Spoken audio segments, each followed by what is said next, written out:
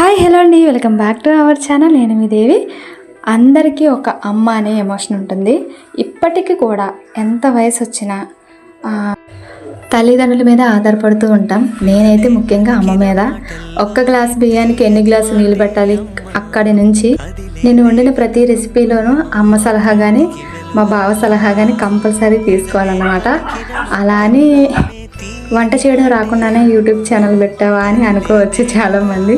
నేను పుట్టుకతోనే మాస్టర్ చెఫ్ని అయితే కాదు, ఏదో కొంచెం కొంచెం నేర్చుకుంటూ నాకు తెలిసింది యూట్యూబ్లో అప్లోడ్ చేస్తున్నాను.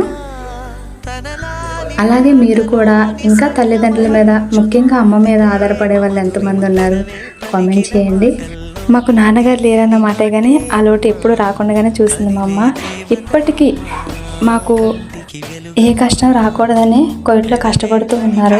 ఈ వయసులో కూడా దేవుడు అన్ని చోట్ల ఉంటూ మనల్ని చూసుకోవడానికి కుదరక అమ్మను సృష్టించాడని నేను ఎక్కడ విన్నాను. అది అమ్మని చూసినప్పుడల్లా నిజమేనేమో అనిపిస్తుంది.